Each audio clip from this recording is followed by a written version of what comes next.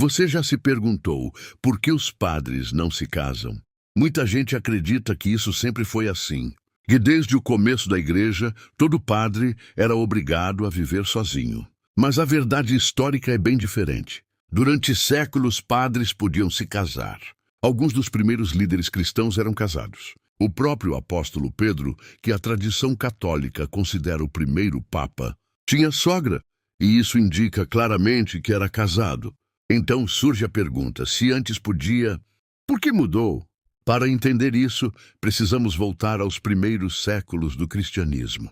Nos tempos iniciais da igreja, não existia uma regra universal obrigando o celibato. Havia padres casados e também homens, solteiros que se dedicavam totalmente à missão religiosa.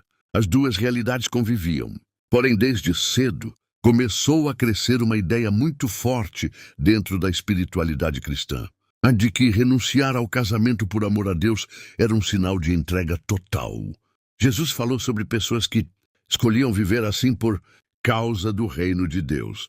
E São Paulo também escreveu que o homem solteiro podia se dedicar mais livremente às coisas de Deus, enquanto o casado precisava dividir sua atenção entre a família e suas responsabilidades espirituais. Esses textos influenciaram profundamente a mentalidade cristã.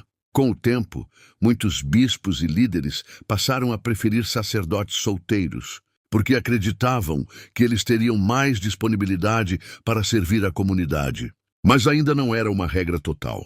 Nos primeiros séculos, especialmente no Oriente Cristão, padres casados continuaram existindo normalmente. E isso acontece até hoje em várias igrejas orientais católicas e ortodoxas. Ou seja, o casamento de padres nunca desapareceu completamente do cristianismo. Então, por que, no Ocidente, a Igreja Católica Romana tornou o celibato obrigatório?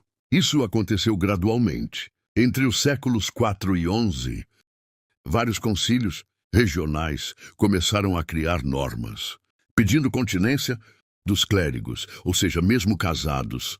Esperava-se que alguns vivessem em abstinência após a ordenação. Depois, com o passar dos séculos, a disciplina foi ficando mais rígida. Além do motivo espiritual, também existiam razões práticas. Na Idade Média, a igreja enfrentava problemas com heranças. Se padres tivessem filhos reconhecidos e patrimônio pessoal ligado à função religiosa, surgiam disputas por terras, bens e influência. Também havia casos de nepotismo, quando cargos e riquezas passavam para parentes. Tornar o clero celibatário ajudava a separar a vida da igreja dos interesses familiares.